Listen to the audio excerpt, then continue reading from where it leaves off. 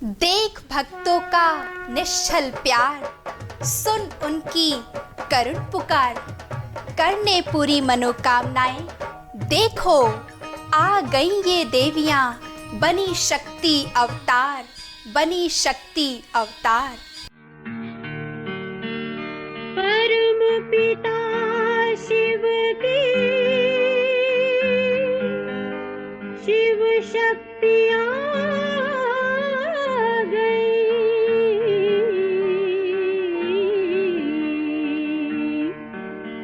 शिव शक्तियाँ आ गई। धरती पे शिव शक्तियाँ आ गई, धरती पे शिव शक्तियाँ आ गई।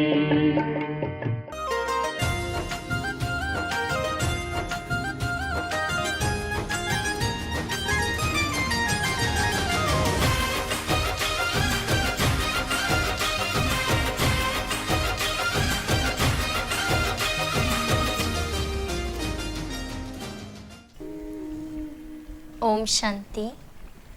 आप सभी दैवी भक्तों को नवरात्रि पर्व की हार्दिक बधाइयाँ हों।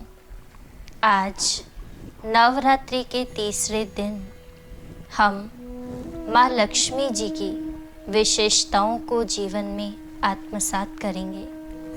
भारत एक धर्म परायण देश है जिसमें आध्यात्मिकता की अनंत विरासत अटी पड़ी है। यहाँ की संस्कृति विविध, रंगमयी और अनेक आत्मीय पर्वों से युक्त है। इसलिए अविनाशी भारत को विश्व गुरु मानते हुए यहाँ की संस्कृति को प्राचीनतम कहा गया है।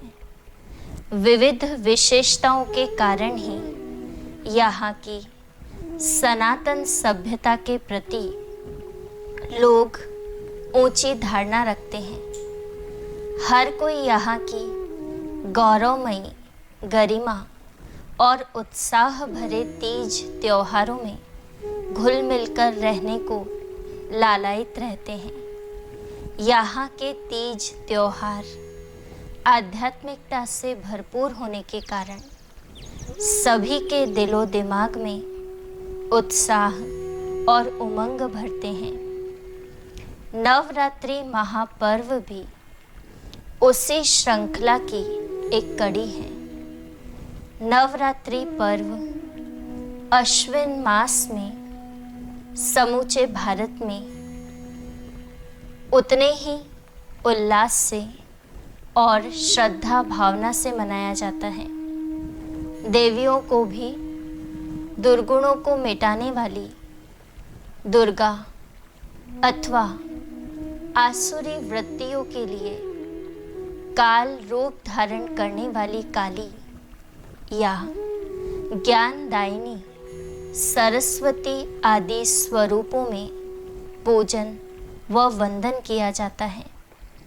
देवियों का गायन भारतवर्ष में अनंत काल से हो रहा है और इसलिए भारत को भारत माता या वंदे मातरम कह के पुकारा जाता है। नवरात्रि के 9 दिनों में देवियों के अलग अलग स्वरूपों का गायन व पूजन होता है, जिसमें से एक है माँ लक्ष्मी। देवी लक्ष्मी आदि शक्ति का वह रूप है जो संसार को भौतिक सुख प्रदान करती है, अर्थात वैभव, संपन्नता, अर्थ, द्रव्य, रत्न आदि धातुओं की अधिष्ठात्री देवी को लक्ष्मी कहते हैं। इस देवी के व्यापक क्षेत्र को देखते हुए ही कहा गया है, लक्ष्मी के साथ लक्ष्य गुण रहते हैं। लक्ष्मी जी का प्रभाव क्षेत्र अति व्यापक है। कहना चाहिए कि उनका विश्वव्यापी प्रभाव है।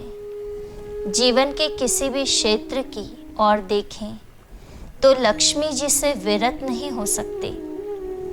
कहते हैं जब देवताओं और असुरों के संयुक्त प्रयास से जो समुद्र मंथन किया गया, उसी समुद्र मंथन में 14 रत्न सागर से निकले थे।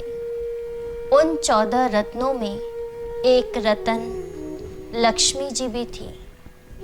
रत्नों के बंटवारे में देवताओं की ओर जो रतन आए, उन्हीं में विष्णु जी को लक्ष्मी जी प्राप्त हुई थी।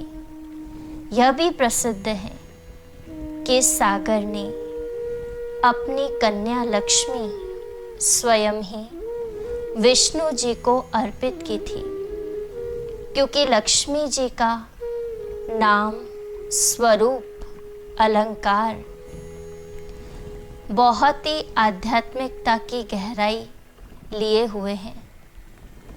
अब यहाँ यह प्रश्न उठता है कि क्या सागर से जन्म लेने और विष्णु पत्नी बनने के पूर्व सागर में धन वैभव का अस्तित्व नहीं था? कहा जा सकता है कि लक्ष्मी तो एक प्रासंगिक रूप है, वस्तुतः आदि शक्ति ही समस्त संसार की स्वामिनी है, जिसे अनेक रूपों में कर्तव्यों अनुसार याद किया गया। जैसे माता लक्ष्मी का स्वरूप है, लक्ष्मी जी का नाम ही हमें श्रेष्ठ लक्ष्य को प्राप्त करने की प्रेरणा देता है, जो गीता में वर्णित है कि नारी ऐसी करनी करे जो लक्ष्मी बन जाए। तो लक्ष्मी समान अर्थात जिसने श्रेष्ठ लक्षण गुणों को धारण कर, मूल्यों को धारण कर, अपनी विचारधारा, अपने व्यवहार, संकल्पों को बदलकर पूजनीय बन गई। ऐसा लगता है कि समुद्र मंथन वाला वृत्तांत एक प्रतीकात्मक कथा है। समुद्र मंथन से 14 रत्नों का निकलना वस्तुतः श्रम की ओर संकेत करता है। भाव यह है कि यदि मानव समुदाय, जाति, धर्म, वर्ण और भेद को त्याग कर एक हो जाए, तो उसमें इतनी प्रचंड शक्ति है कि समुद्र को भी मथ सकता है और इस प्रकार उसके अनंत गर्भ में छिपी हुई संपदा को प्राप्त कर सकता है। देवताएं और असुर आपसी सहयोग से ही समुद्र से रत्न निकाल सके थे। कहने का भाव यही है, कोई हमारे साथ गलत करता है लेकिन हम डिटैच हो जाते हैं उसके एनर्जी से, तो हम उसके लिए गलत नहीं सोचते। अर्थात जहाँ हम गलत नहीं सोचते तो हमारे से अच्छी एनर्जी जा रही है, हम उसको सहयोग दे रहे हैं, क्योंकि सहयोग देना और लेना यह देवताई लक्षण है।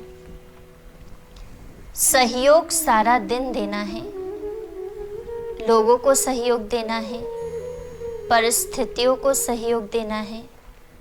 सबसे महत्वपूर्ण हमें सृष्टि को सहयोग देना है, क्योंकि हमारे वाइब्रेशन प्रकृति को जा रहे हैं। तो जब सृष्टि परिवर्तन की बात आती है तो हम सोचते हैं दूसरे बदले, लेकिन हमें बदलना है। तो यह है सहयोग देने की शक्ति। इसका स्वरूप दिखाया जाता है लक्ष्मी माँ को, तो लक्ष्मी माँ को कमल के पुष्प पर दिखाते हैं। वो कमल के पुष्प पर बैठी या खड़ी हैं। अब सोचा जाए, कोई देवी कमल के ऊपर कैसे बैठेगी या खड़ी होगी? कोई भी कैसे खड़ा हो सकता है? तो यह किसका प्रतीक है? हमें सबके बीच रहना है। हम कहते हैं कलयुग है, कलह कलेश है, मिट्टी है, कीचड़ है। उस कीचड़ में ही कमल रहता है, कमल अलग नहीं रहता।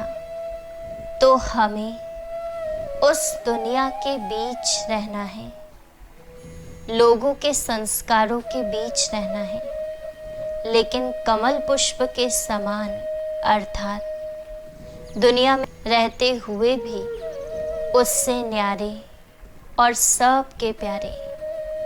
तो कमल पुष्प समान जब जीवन बन जाती है, तो प्रतीक है कि वो देवी कमल पुष्प पर बैठी या खड़ी है।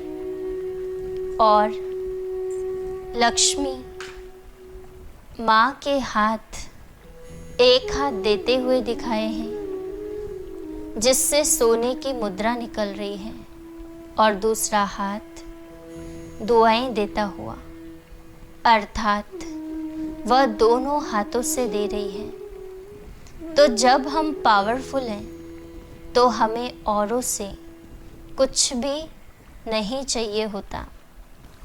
हमारे गुण, शक्तियाँ, धारणाएं औरों को हमसे मिलती जाती है। सामने वाला कोई भी संस्कार लेकर आए, हमें दुआएं, ब्लेसिंग देना है, क्योंकि आत्मा पावरफुल है, नेगेटिव थॉट्स क्रिएट ही नहीं कर सकती। तो हमारा हर थॉट्स, हर शब्द, हर कर्म दूसरों को ब्लेसिंग देने वाला हो। हमारे कर्मों से दूसरों को भाग्य की प्राप्ति हो जाए, उनका भाग्य बदल जाए।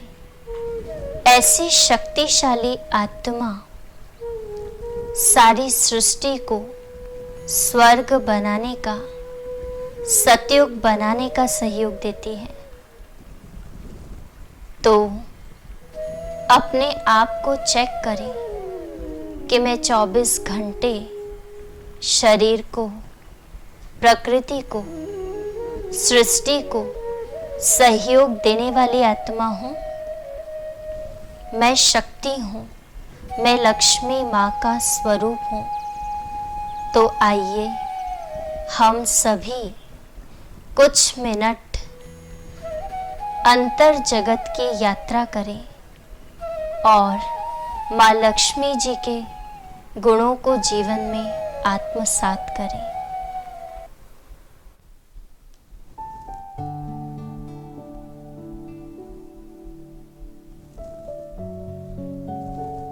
कुछ समय के लिए अपने मन को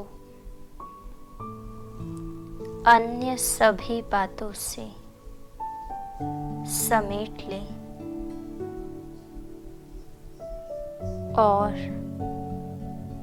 स्वयं को दोनों नेत्रों के बीच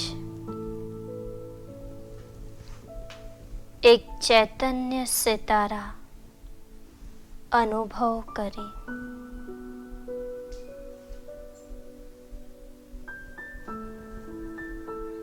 मैं चैतन्य सितारा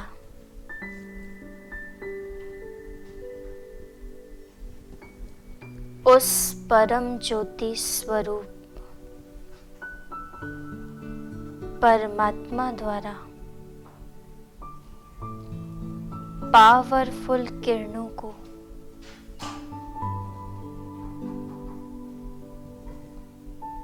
प्राप्त कर रही हूँ। ये पावरफुल किरणें मुझे शक्तियों, ज्ञान, गुणों से संपन्न कर रही हैं।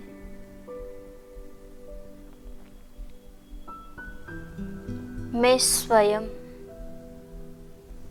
माँ लक्ष्मी समान सर्व खजानों से संपन्न महसूस कर रही हूँ।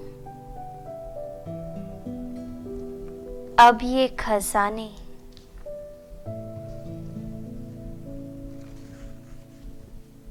मुझे दूसरों को देना है। मुझ लक्ष्मी स्वरूपा से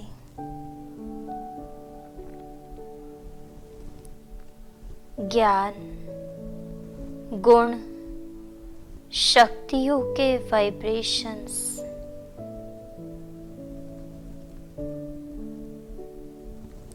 सभी आत्माओं को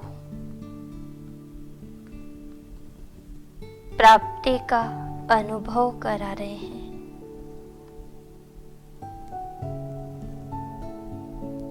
जो आत्माएं बहुत समय से प्राप्ति की तलाश में भटक रही थी, उन्हें श्रेष्ठ ठिकाना प्राप्त हो रहा है। वे सच्ची शांति, सुख की प्यासी आत्माएं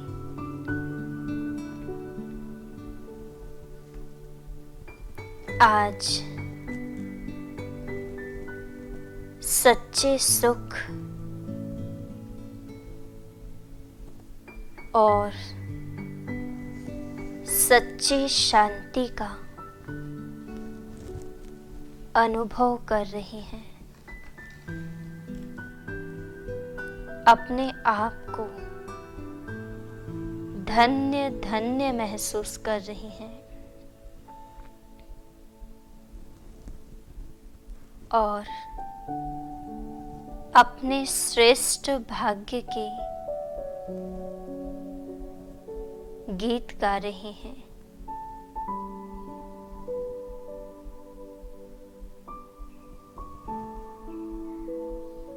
ओम शांति, ओम शांति, ओम शांति।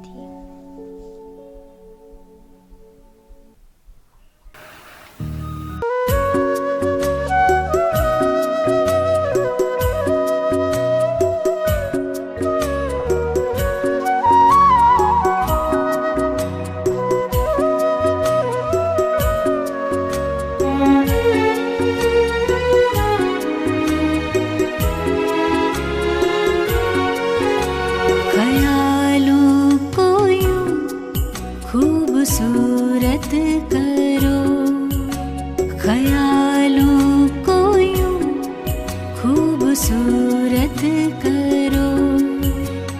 दिल खुदाई मोहब्बत से भर जाएगा, ख्वाबों को तुम खुशनुमा पाओगे, ख्वाबों को तुम खुशनुमा पाओगे।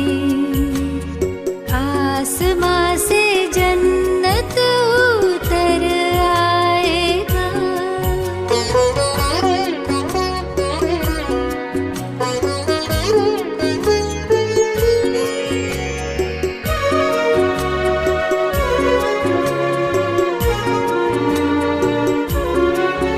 इन ख्यालों में ऐसी है ताकत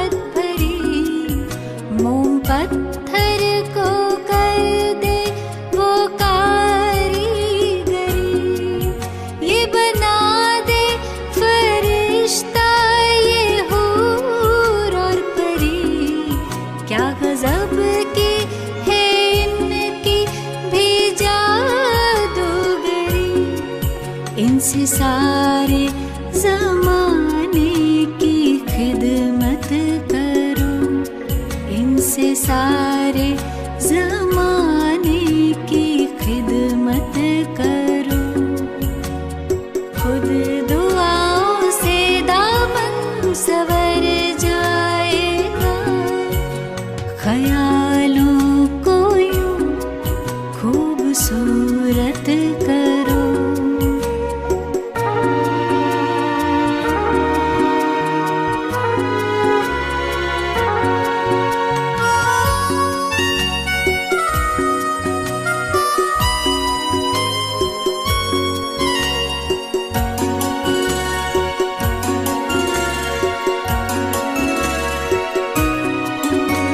ख्याल कीमती है, यूं न जाया करो, अश्कों को न बेवजह बहाया करो।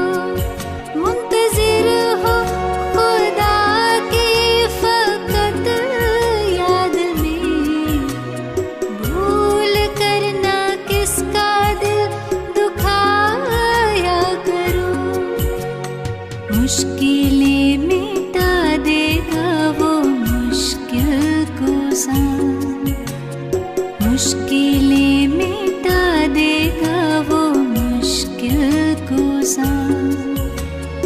रूह में वो ताकत भर जाएगा, ख्यालों को यूं खूबसूरत करो, ख्यालों को यूं खूबसूरत करो। दिल खुदाई मोहब्बत से भर जाएगा, ख्वाबों को तुम खुशनुमा पाओगे, ख्वाबों को तुम खुशनुमा पाओगे। आसमां से जन्नत